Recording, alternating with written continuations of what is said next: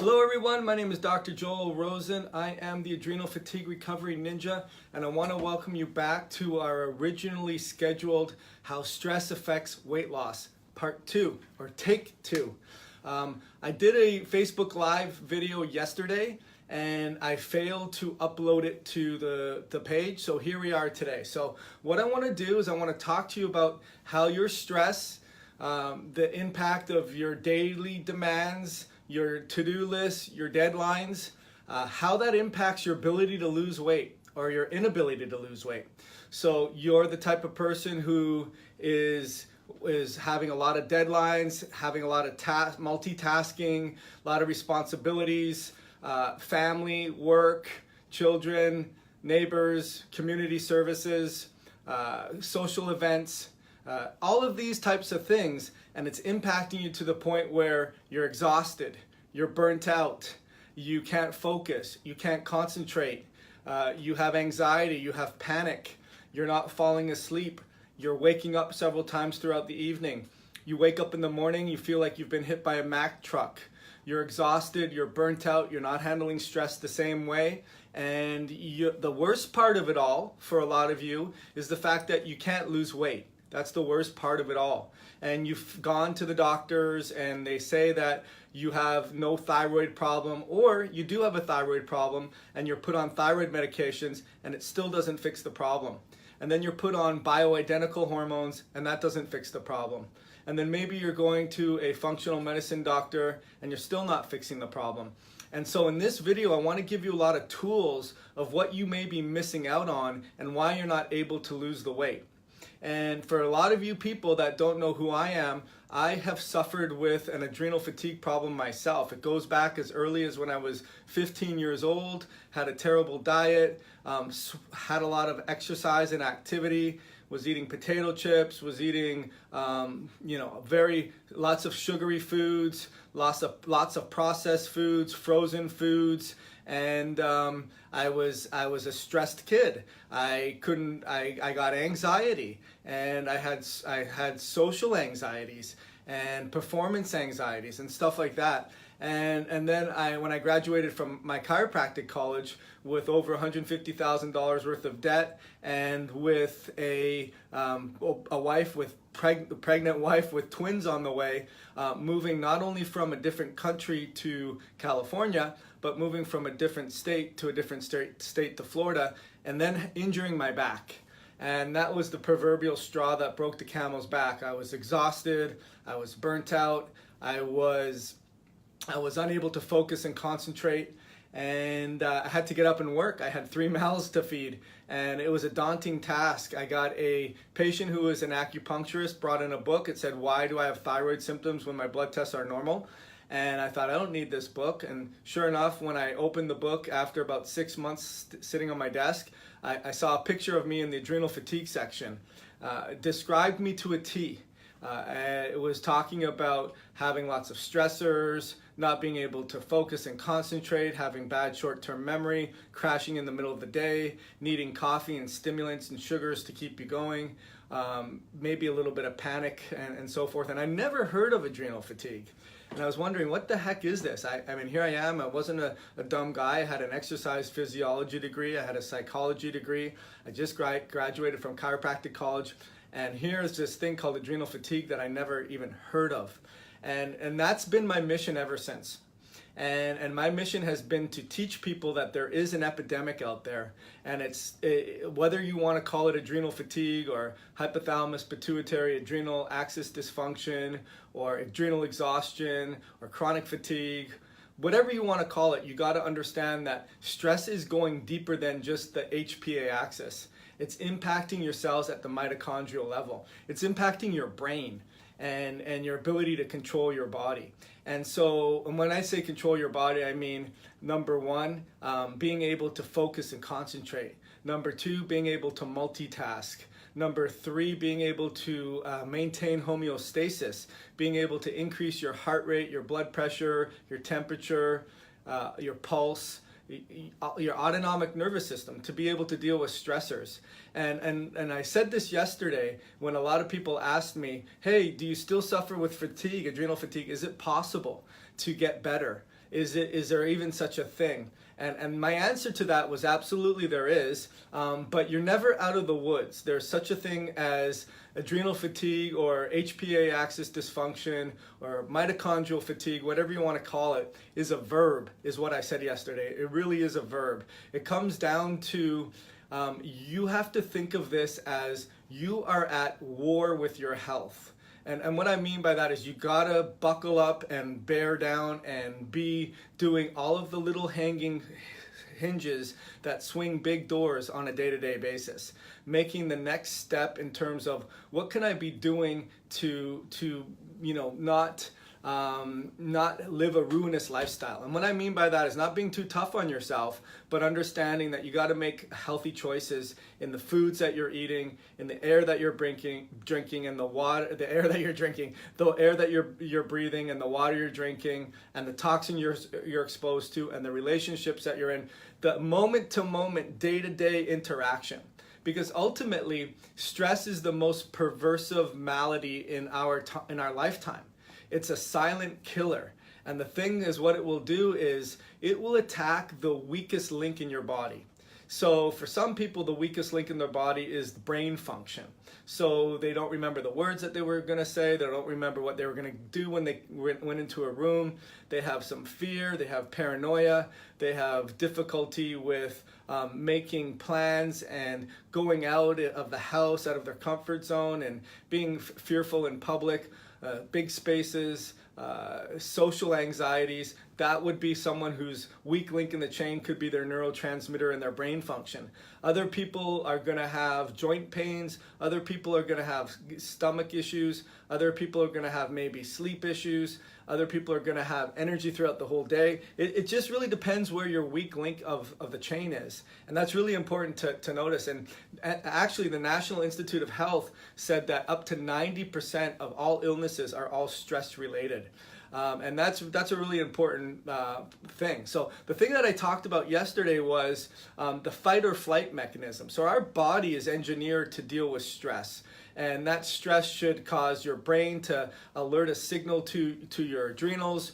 That's a neurological signal that causes adrenaline to be released. It causes increased blood pressure, increased heart rate, increased pulse, shunts blood away from your central area to the working muscles so that you can flee or you can kill or you can rise to the occasion. And then ultimately, about 30 seconds later to a minute, cortisol comes in, and cortisol causes the shifting of gears, where now you're down gearing from the adrenaline. You still need instant glucose into the bloodstream, so that's what it does. It's very catabolic. It also helps to regulate and get your pulse width back, get your heart rate back, get your breathing rate back, get your blood pressure back, and that should go away. And then it should be able to be signaled, it should be able to rise to the occasion and go away. It shouldn't be there all the time. It shouldn't be stimulated with EMFs and with cell phones and with instant messengers and text alerts and multiple windows open and crappy foods, not a lot of soils, deadlines, multitasking, infections, chemical exposures. All of those things are causing that release of adrenaline and release of cortisol. And ultimately, that's going to impact your ability to lose weight. It really is, because when you release adrenaline, you're going to have an impact on your ability to tap into your stored fat.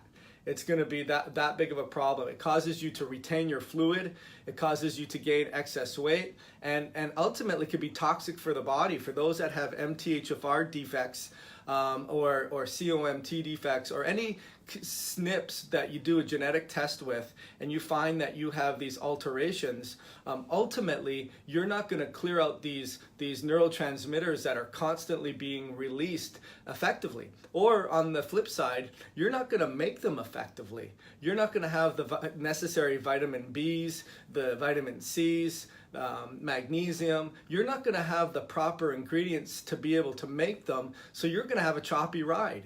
And on top of that, when you're constantly releasing it, you're not going to be able to tap into your stored body fats. It's going to cause you to be more toxic and not be able to get your body into a rest and digest mode.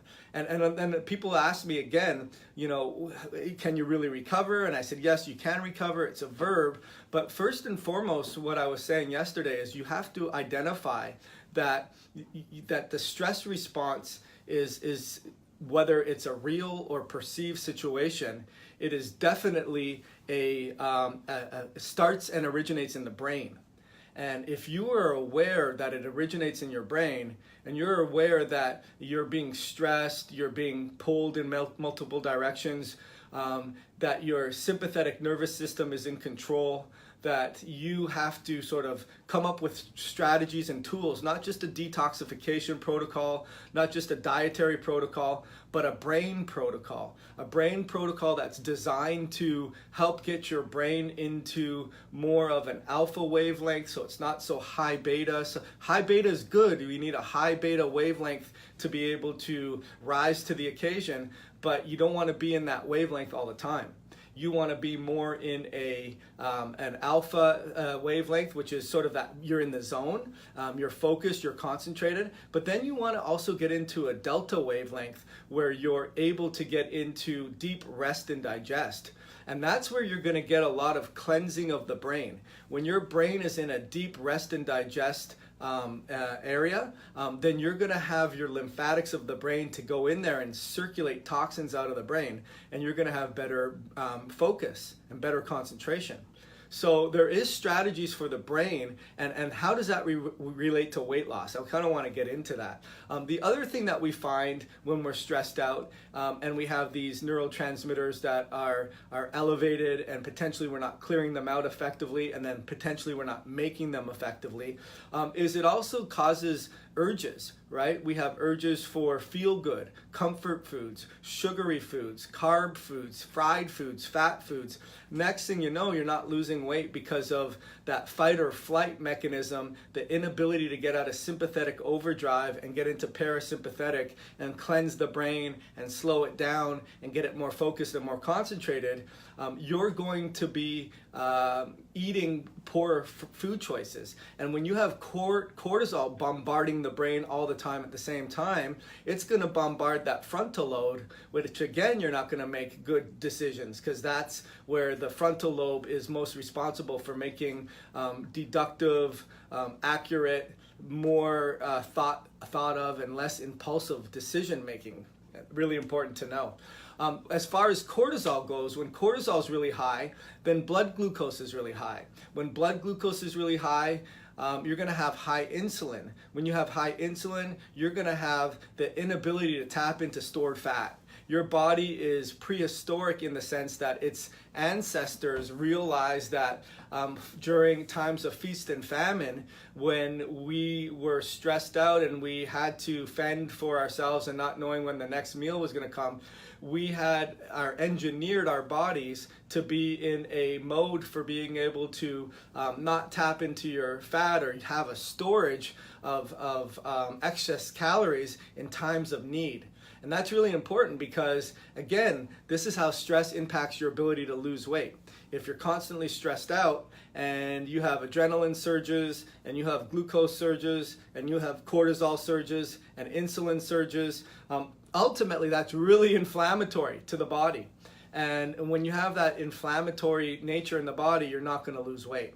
And when you're in fight or flight, sympathetic overdrive, you're not getting good parasympathetic activity, you're not cleansing the brain, and you're not getting deep restful sleep, and you wake up feeling like it's Groundhog Day. It's really a big problem.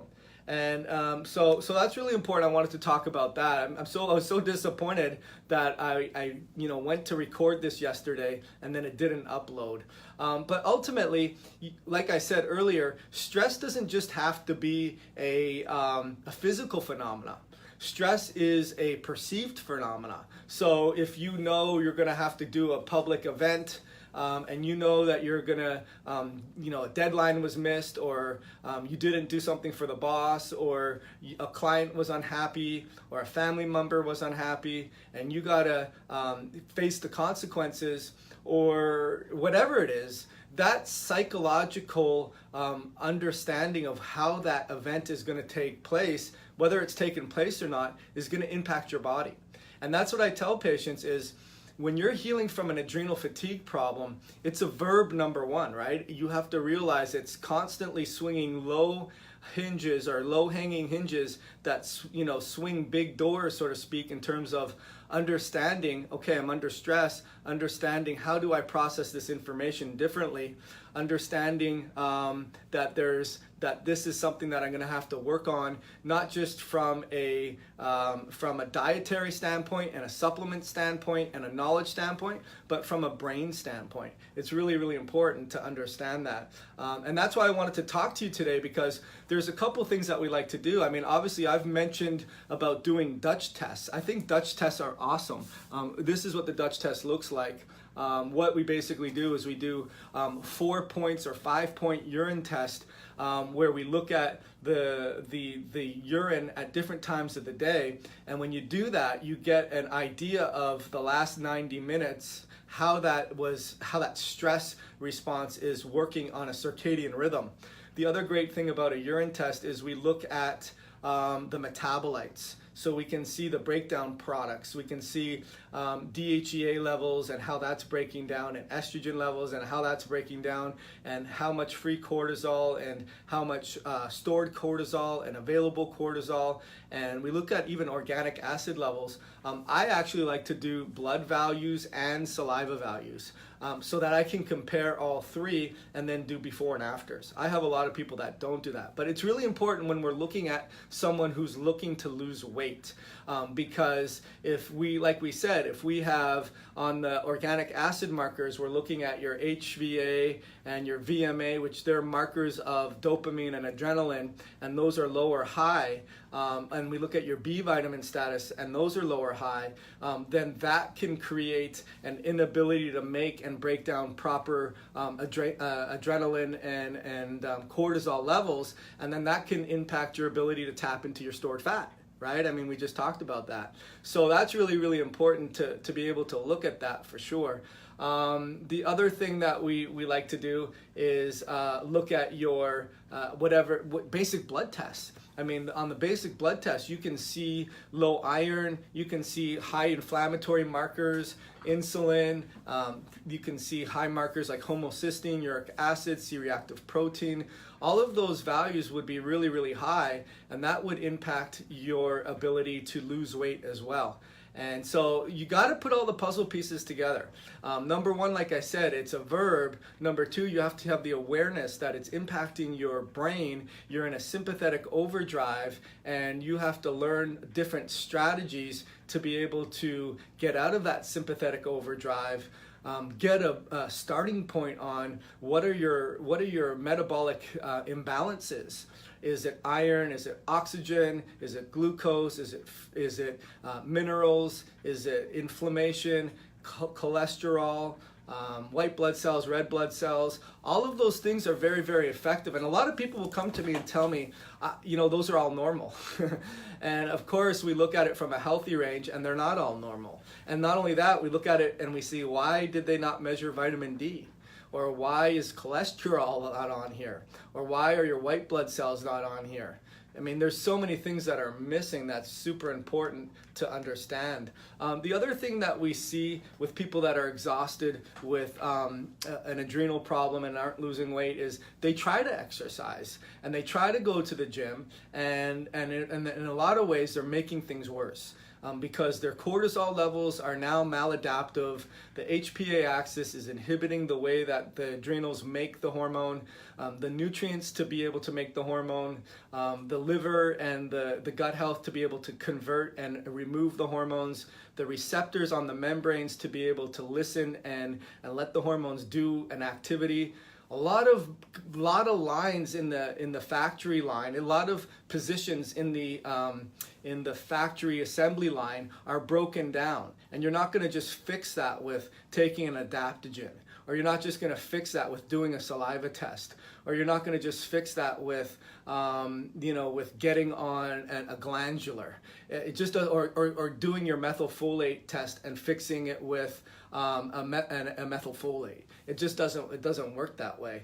And that's really important, because if you're exhausted and you're burnt out and you're tired and you try to go to the gym and you're just more tired than you were before, and then the next day you're crashed for the next 4 days, those are going to be a really impactful thing in terms of not only are you messing up your adrenal HPA axis, but your cell danger, mitochondria, energy in versus energy out, or energy supplied versus energy demand is going to be off balance. And now you're going to start to see thyroid fall down, you're going to start to see hormones fall down, immune system fall down, brain health fall down, and you're missing a lot of the things that aren't happening. So it goes deeper than just weight loss, but we're keeping it to weight loss here for today. Bottom line is that you have to check the values of your glucose and check the values of your blood testing, and also check the values of your hormones.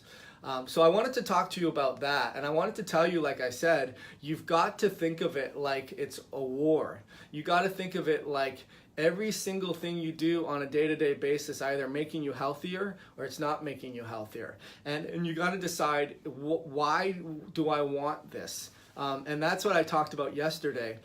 For those that are just joining in, I did this yesterday and I didn't record it.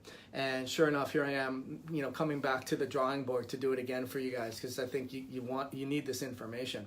But what I was talking about was, it's a verb. You got to continue to do something every day to be healthier or not. But you got to look at it like you're at war, in the sense that there's toxins all around you. The food supply is really terrible. Your deadlines and your demands and the multiple windows that you have open are overwhelming you. The Wi-Fi, the cell phone, and the amount of stimuli that you get on a day-to-day basis from morning to night is bombarding your brain as well. And you're depleting your reserves at a much faster rate than you would if you didn't have all of these things cumulatively adding up on you. And so what I was talking about was understanding, number one, what are all the stressors? So take inventory and figure out what all the stressors are. Number two, get good blood testing in advance. Number three, look at your different your different ways of measuring your hormones. Number four, look at genetic testing and see how those are related. Those are all really, really important. And like I say, I do consults with people, even if they're not going to work with me. I'm worried about getting people the word of that they can fix this, and that they need to customize a recovery strategy based on all of the things that we just mentioned. And I'll sign up, and I'll send a link here and do up to a 45-minute no obligation consultation. But I always ask the people that who do sign up for it, that they've got to be super, super decisive. Meaning, like, you've got to realize, like, the people that I work with are the ones that realize that this is such a problem that if I don't fix this, my life is going to get past that plastic point or the elastic point. So you stretch a rubber band, it can come back to normal size. You stretch it too far and it doesn't return. That's called the plastic point. And these people realize that they're past that plastic point if they don't fix something right now. That they're gonna not enjoy life. They're gonna be confined to their home. They're not gonna be able to focus and concentrate. They're gonna be a burden to their loved ones. They're gonna not be able to travel and have regrets. And they are not gonna, get to enjoy all of the hard work that they've done. And now it's time for them to retire. Or it's time for them to, spend, downshift and spend more time with family. Being able to see their kids grow up or their grandkids grow up. Being able to go out socially and being able to do the things that they love. Most importantly, being able to have a meaningful life. Being able to fit into those jeans that you used to be able to fit into. Those are the people that I ask sign up for those consults, because if those aren't the things that you want and you're ready to, get your life back, then no matter what we talk about and what's not working is not going to work. Because the overall the driving force of getting better is going to be your desire to get better. So if you're going to sign up for one of those 45-minute consults, then you have to have that desire to get better and really mean it. Because I've had people that there's a fear factor, and that comes with that sympathetic overwhelm with the brain, where there's a fear of the unknown. There's the fear of believing if they're deserving of health. There's the fear of believing if they can ever get good health. Or there's a fear of believing that they deserve to be loved, and they deserve to have happiness, and they deserve to have relationships. There's a real fear for that. There's a real fear for that. And so that's something that people have to understand. That's a big bridge that needs to be crossed in order to get your life back. So I'll leave the link to that, and so that you guys can sign up for me, and we'll troubleshoot. What we like to do is go through, hey, what's working with your health? What have you tried that you've done that you feel like it's working? What have you tried that's not made you worse? And where is it that you want to go? And then what I'll do is I'll fill in the gaps and tell you, here's what you need to do this, and this. And if I don't know what to tell you to do, I'll tell you that too. So I wanted to do that for this presentation. But the other thing I wanted to do was I wanted to talk about what can you do to try to help with the weight loss that doesn't have to necessarily do with supplements, that has to do with getting the brain right, getting out of that sympathetic fight or flight. And there's a lot of things you can do. And the one thing that we talked about is the brain tap. And I got to tell you, the brain tap is super awesome. So I'm going to just put it on and show you what it looks like. So that's what it looks like. You don't have to go out in public and let people see you, although I've used it on a plane.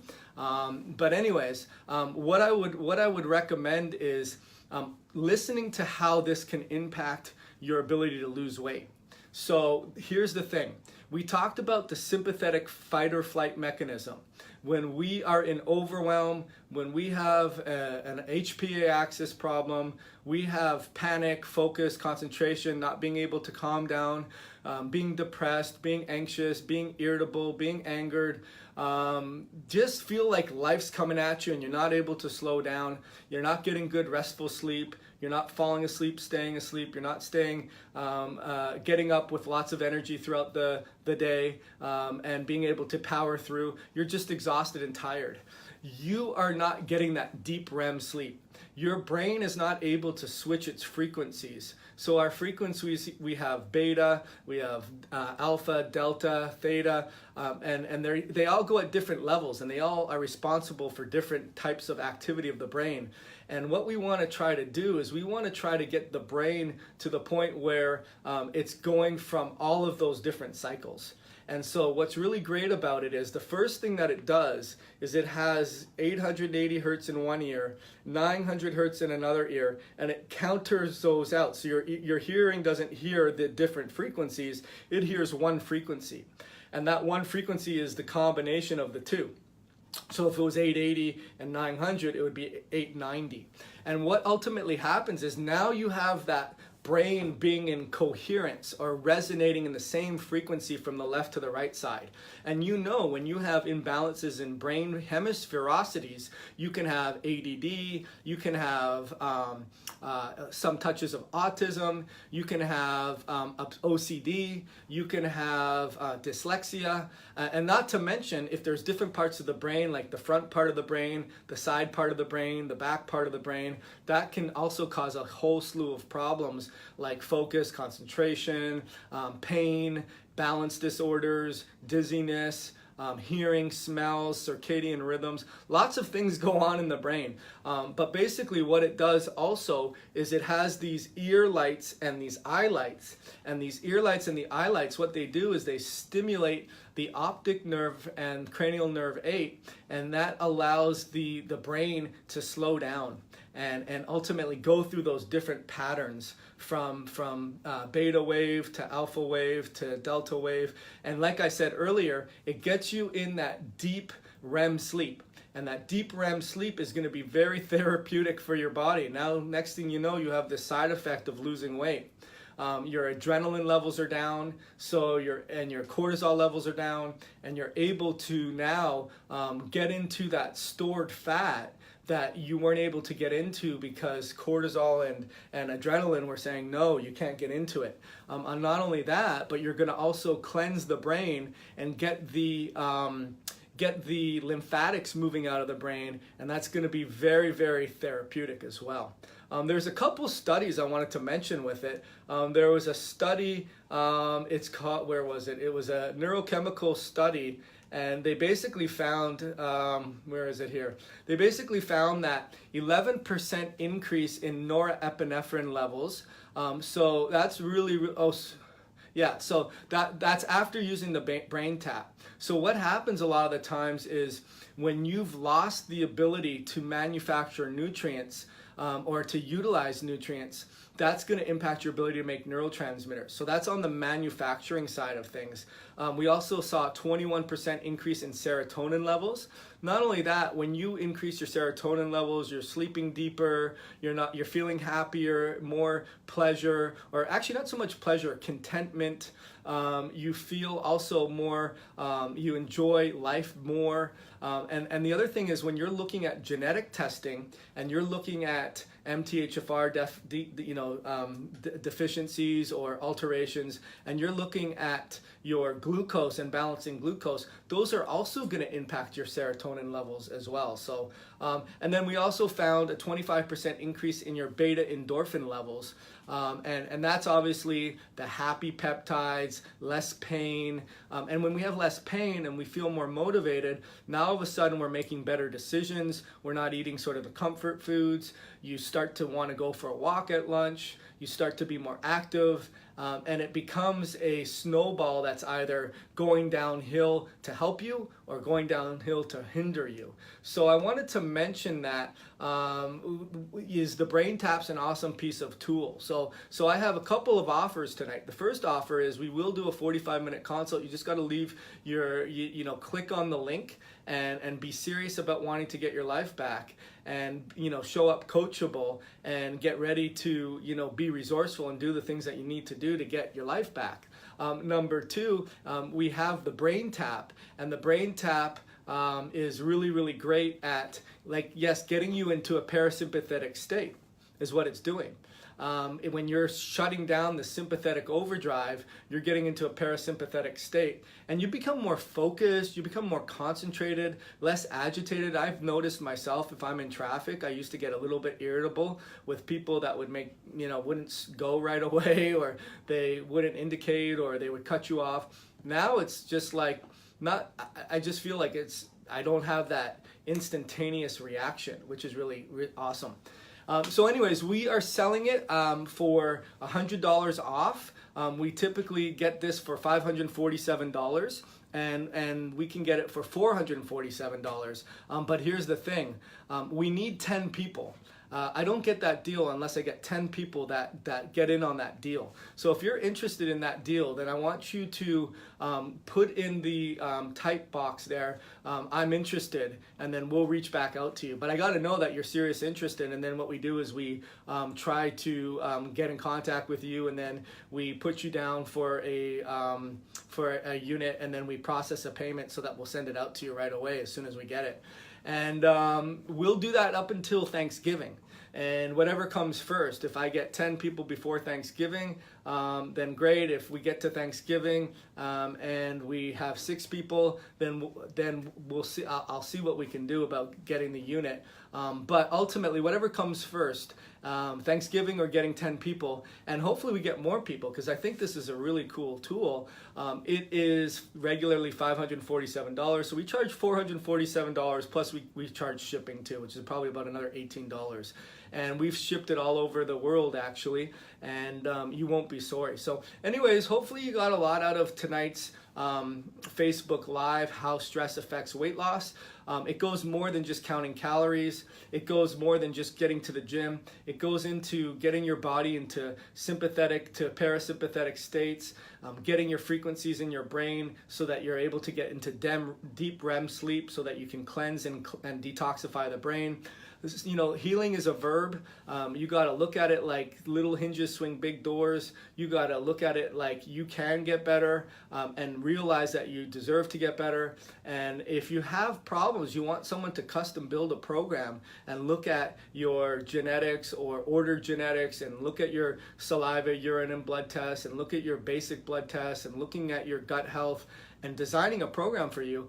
I can do that, and that's why they call me the ninja. So anyways, I hope you guys got a lot out of this. My name is Dr. Joel Rosen. Make sure that you either sign up for for us to talk, or make sure you say I want that in on that brain tap deal, and I look forward to ending your adrenal fatigue nightmare. Thank you so much.